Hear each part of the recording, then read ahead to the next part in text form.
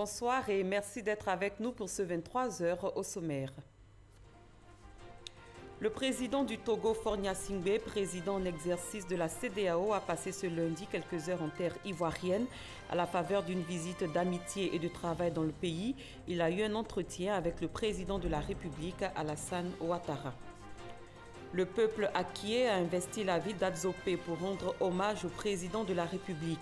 Cadres élus et ressortissants de la région de Lamé se sont retrouvés pour dire merci au chef de l'État pour ses actions de développement. Nous aborderons la question de l'immigration clandestine dans ce journal. Depuis 2015, 1269 Ivoiriens ont été rapatriés en Côte d'Ivoire.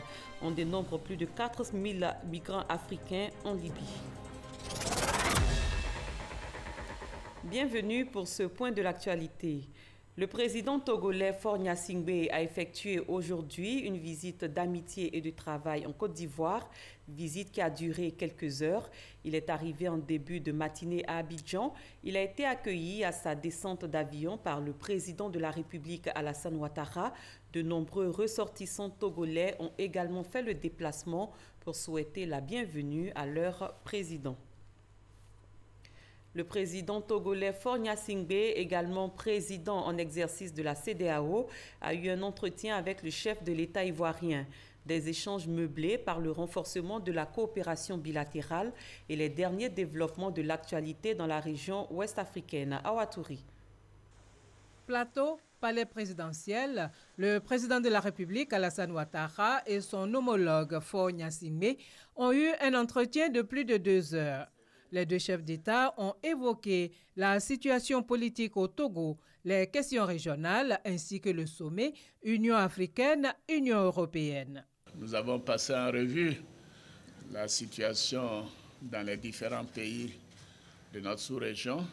Je lui ai parlé de la situation en Côte d'Ivoire et le président m'a également informé de l'évolution de la situation en République togolaise. Et le président m'a aussi confirmé sa participation à la fin de ce mois au sommet Union africaine-Union européenne. Et merci d'avoir pris le temps de venir nous voir en Côte d'Ivoire. Merci, Monsieur le Président. Merci, Monsieur le Président. Je suis venu avec ma casquette de président en exercice de la conférence des chefs d'État et de gouvernement de la CEDEAO. Et c'est en prévision du prochain sommet qui aura lieu dans moins d'1 mois maintenant, le 16 décembre. Donc j'ai voulu m'entretenir avec le président sur les différents dossiers que nous aurons à aborder au cours de ce sommet. Donc ça va de la situation sécuritaire et politique dans les différents États. On va parler naturellement du Togo, comme l'a dit Monsieur le Président, mais également de la Guinée-Bissau et d'autres situations difficiles. Nous avons aussi abordé des sujets importants comme la question de l'élargissement de la CEDEAO à d'autres pays qui en ont fait la demande. Nous avons aussi parlé de la situation sécuritaire qui prévaut dans le Sahel et qui nous préoccupe tous. Concernant la situation politique au Togo, les présidents Alassane Ouattara et Faure Gnassingbé se sont voulus rassurants. Quelles que soient les situations, quelles que soient les évolutions, tout doit se terminer par le dialogue. Et ce dialogue est en cours de préparation. Pour dialoguer, il faut être deux. Donc ma seule voix ne suffit pas. Les tractations sont en cours. Je pense que d'ici quelques semaines, ce dialogue pourra s'ouvrir. Nous sommes confiants, nous souhaitons la paix au Togo. Nous considérons que la paix dans la sous-région est quelque chose d'indispensable pour le développement économique et social.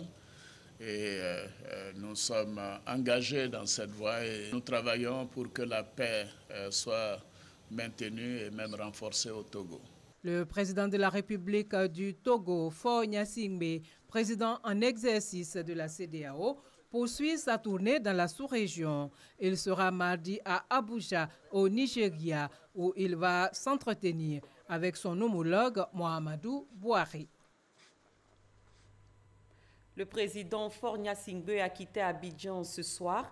Il a été raccompagné par le vice-président Daniel Kablon-Duncan et le ministre d'État, ministre de la Défense Ahmed Bakayoko. Pour rappel, le chef de l'État togolais effectuait une visite d'amitié et de travail en Côte d'Ivoire, visite marquée par un entretien avec le président Alassane Ouattara.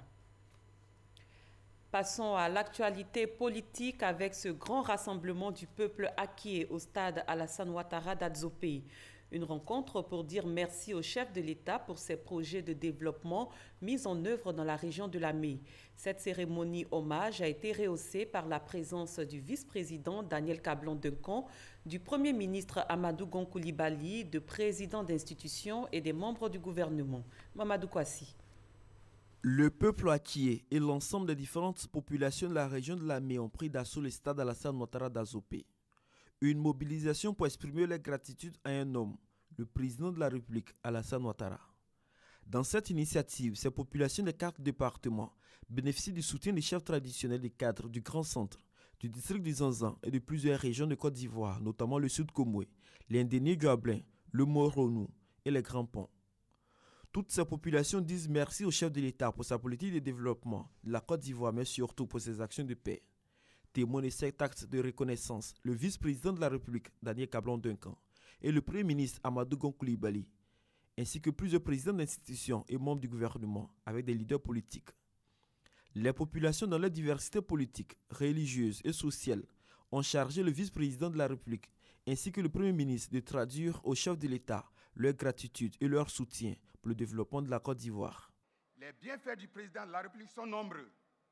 Il s'agit entre autres de la construction de l'hôtel de la préfecture du chef-lieu de région Adzopé. Il s'agit aussi du bitumage en cours de la route Adzopé-Yakassé-Atobro, projet attendu par les populations depuis l'indépendance de la Côte d'Ivoire, qui ne voit jour qu'en ce moment avec son Excellence le président Alassane Ouattara.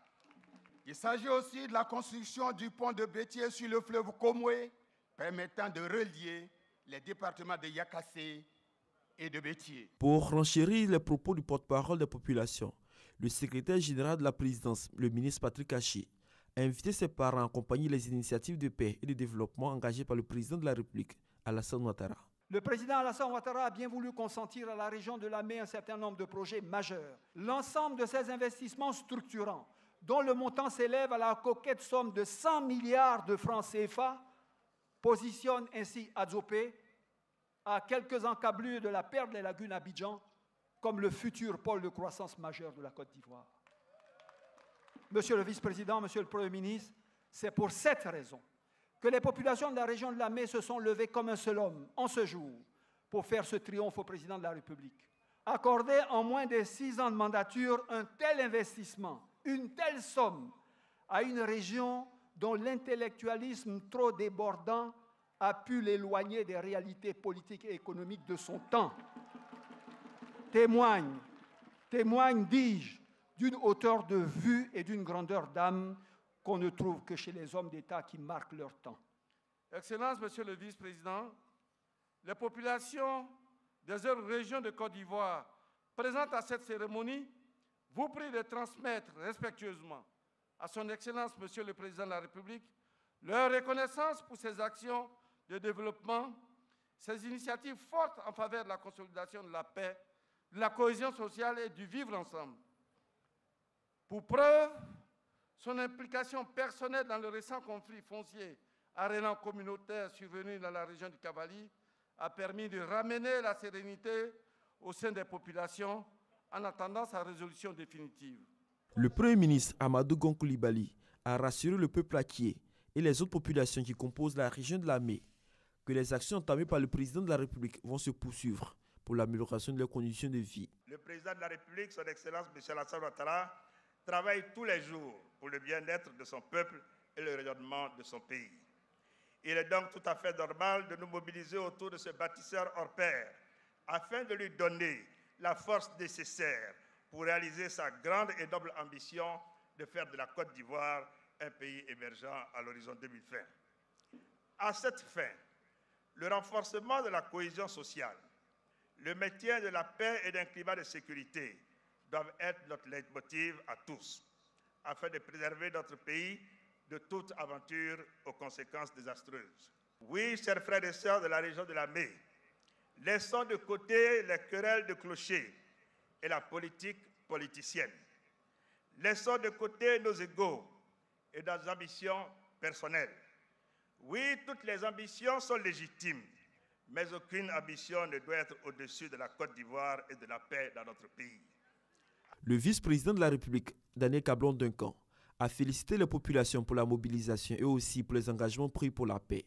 Il invite par ailleurs les cadres et l'ensemble des populations à l'union, à la solidarité et au renforcement de la cohésion sociale pour bâtir une Côte d'Ivoire prospère. Oui, beaucoup de choses ont été réalisées pour cette région, comme nous reconnaissons unanimement.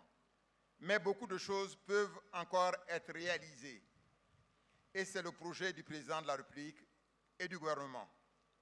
Mais l'atteinte de nos objectifs de développement ne peut se faire que dans un climat de paix et de cohésion sociale. Union, discipline, travail.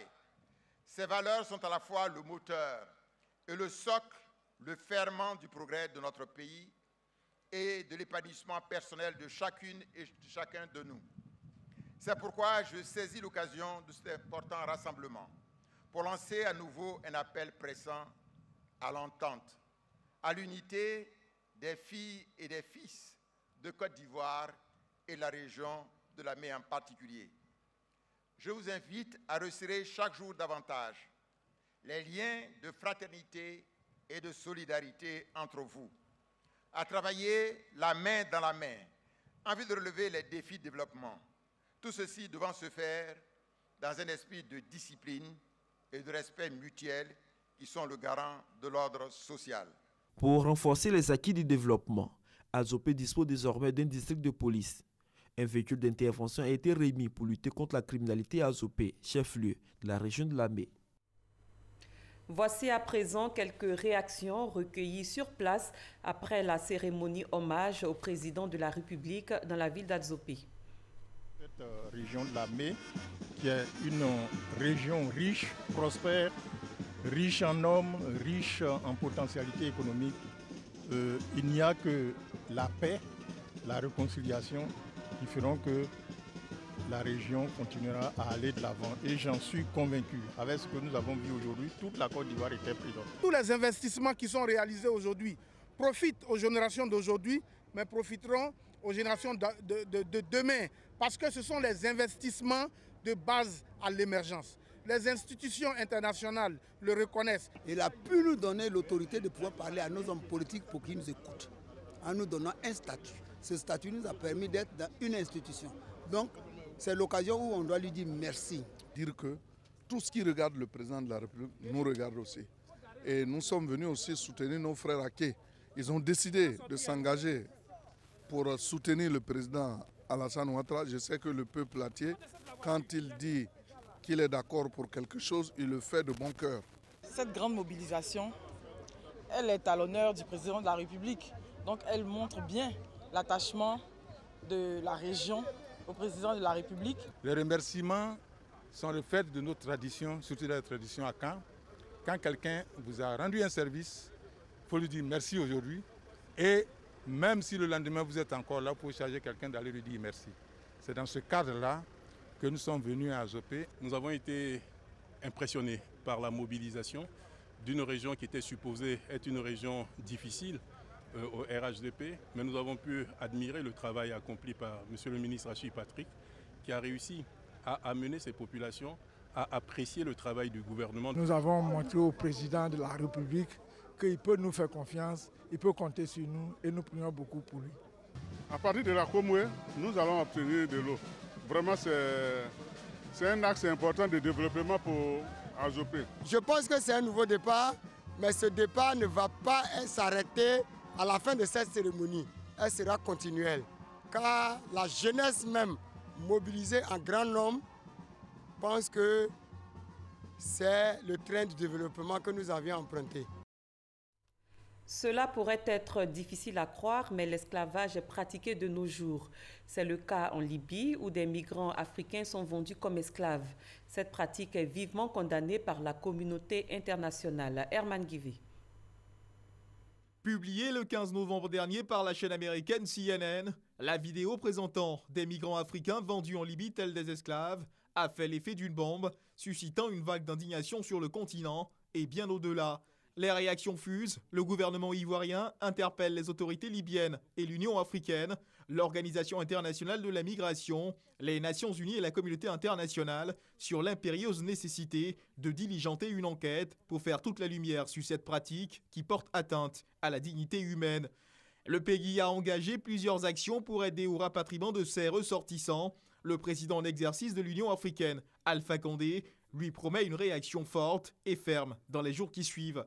Plusieurs figures célèbres, tels l'animateur radio Claudiciard et artistes africains Alpha Blondy, Tikenja Fakoli, Kofi Olomide, ont élevé leur voix pour se faire entendre.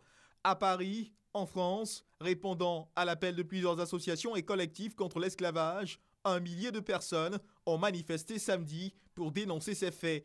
Des manifestations qui ont viré à l'affrontement entre forces de l'ordre et manifestants. Pour tenter de gagner les côtes européennes, la Libye est devenue la voie de prédilection empruntée par les migrants. Un rêve de mieux-être qui finalement tourne au cauchemar dans la chaleur du désert libyen. Le gouvernement encourage les Ivoiriens en extrême détresse à regagner le pays. Ainsi, depuis 2015, plus de 1269 Ivoiriens ont été rapatriés en Côte d'Ivoire. Selon l'Organisation internationale pour les migrations, plus de 400 000 migrants africains se trouvent en Libye. Alexis Ouedraogo. Des Africains vendus comme du bétail en Libye. La vidéo a fait le tour du monde.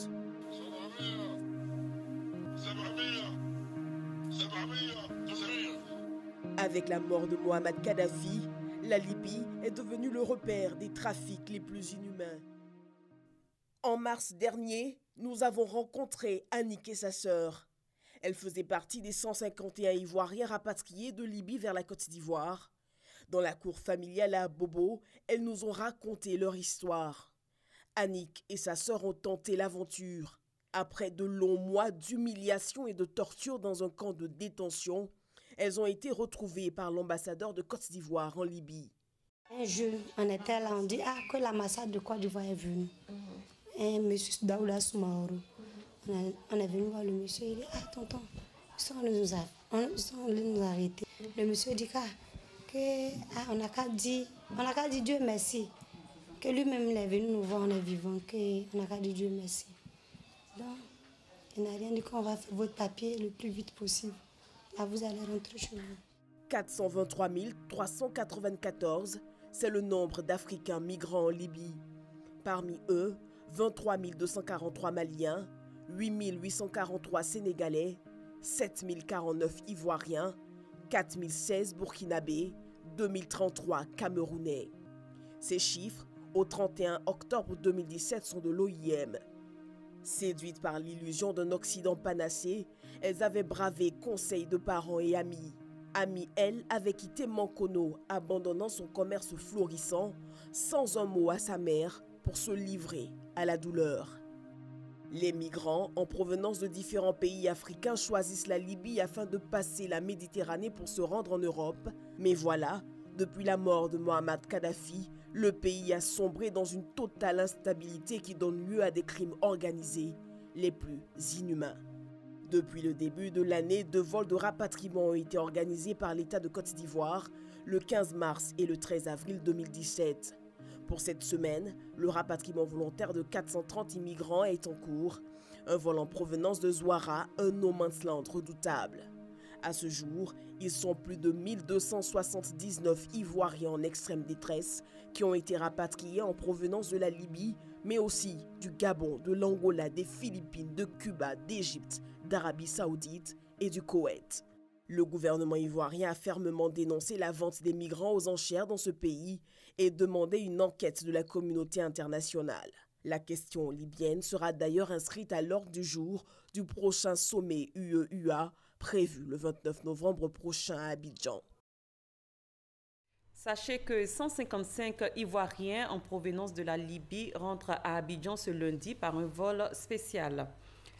Rendons-nous à Yamoussoukro où s'est tenue une rencontre pour l'élaboration d'un plan d'indemnisation des victimes. C'est une initiative du ministère de la Solidarité, de la Femme et de la Protection de l'Enfant. Kader Sogodougou. Les crises successives survenues en Côte d'Ivoire auront fait de nombreuses victimes. Le gouvernement ivoirien, dans son ambition d'asseoir la cohésion sociale pour une paix durable, procède déjà à des indemnisations individuelles avec possible 4 500 victimes, dont 3 500 cas de décès. À présent, place à la réparation au niveau des communautés, d'où l'intérêt du présent atelier.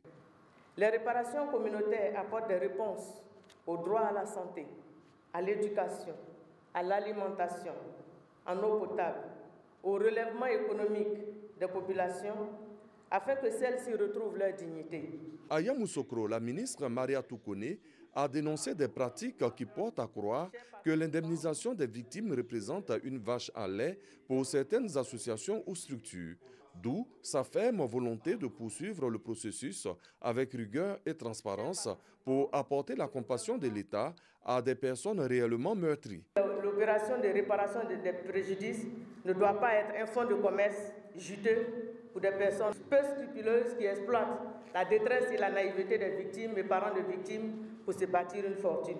Je n'ai cessé durant la phase pilote de recommander la vigilance aux victimes et de les mettre en garde contre tous les escrocs et prédateurs qui se servent de leur douleur à des fins personnelles. À l'issue de l'atelier de Yamoussoukro, le ministère de la Femme, de la Protection de l'Enfant et de la Solidarité espère un plan de réparation communautaire pertinent qui puisse permettre de solliciter le concours des partenaires techniques et financiers pour sa mise en œuvre.